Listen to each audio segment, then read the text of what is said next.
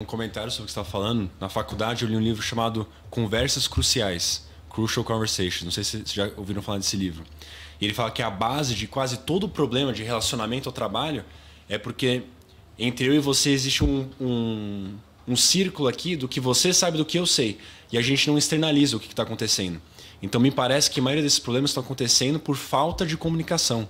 Então será que um primeiro passo para gestor, dono de empresa, para melhorar nisso é se comunicar mais e botar mais para fora? Mas aí você está falando de forma de comunicar. Eu estou falando assim, às vezes é o que acontece, você demite alguém e a pessoa vem de surpresa. O que você falou, devia ter acontecido 2 a 3 conversas de alinhamento para você dar feedback e ajudar. Isso não aconteceu.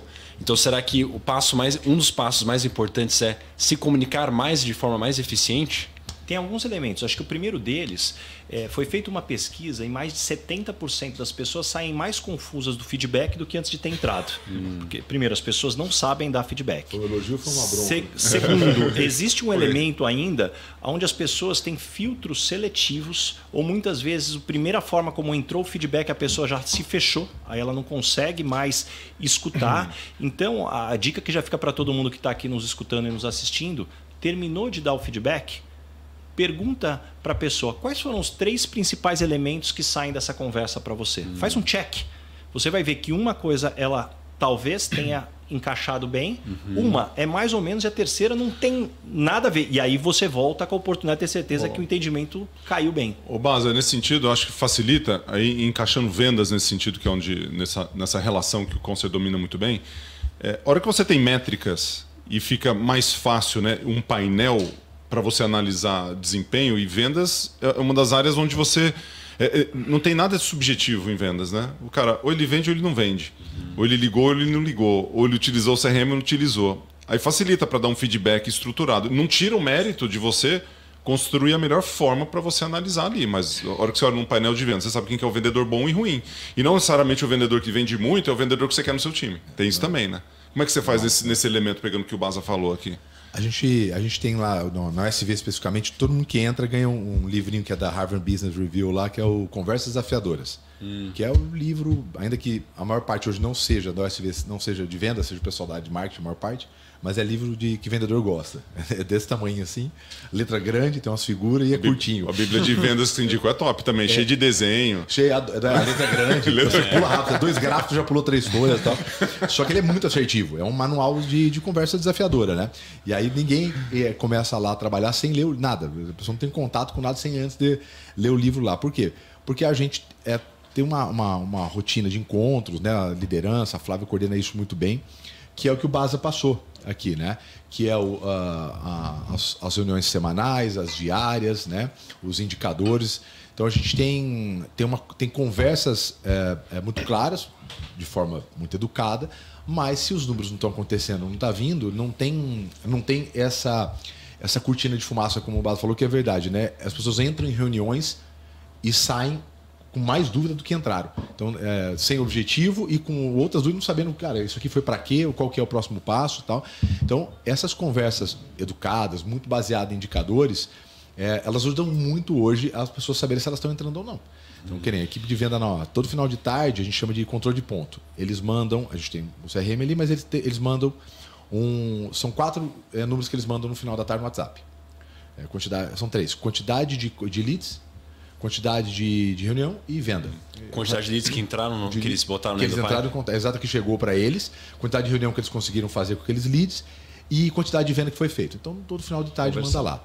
Você tem uma dissonância muito grande com que o grupo e o de marketing está no mesmo grupo de vendas, né? Que é para ir batendo já o número de leads e tal. Você começa a ter dissonância disso, cara, por que foi só 3 reuniões hoje? Por que só foi 5? Então, essas conversas, inclusive, ajuda você a tomar uma boa decisão se manter ou não. Porque o problema de venda é que a maioria não tem essa rotina e ritual. Ele olha só para a venda. Só que venda é só uma consequência. É tipo perder peso. É a medalha olímpica, é o índice que você fez lá na frente, aqui 4 anos. Então é histórico. O cara está perdendo peso ou não, ele tem por que isso está acontecendo? Então, só que quando você só olha para a venda, como que fica um feedback? Fica de cobrança de venda. Cobrar a venda, eu ainda... recebi um puxão de orelha numa palestra que eu dei lá, porque o diretor não gostou, porque ele faz muito. Eu falei, cara, não tem nada mais idiota do que você fazer uma reunião com a equipe comercial de venda para cobrar a venda. Porque é a mesma coisa que você pegar Falou alguém... isso e o cara não gostou. É, porque ele é muito adepto à reunião, e provavelmente pela risada das pessoas que estavam lá... Você ferrou com o chefe. Ele deve acontecer muito isso. Por quê? Eu nunca vi uma venda ser fechada por causa da reunião de venda. De cobrar a venda. Você não, quanto você vendeu isso? Nada. Imagina que eu estou tentando perder peso, aí vocês são o nutricionista e o personal, aí vocês me trancam numa sala e ficam gritando comigo para perder peso. Não é ridículo até a cena imaginar isso aí? É a mesma coisa. Tá focando negativo. Imagina, eu falo, vende aí! Vende. Você acha que o vendedor ele acha que não sabe que ele não está vendendo bem?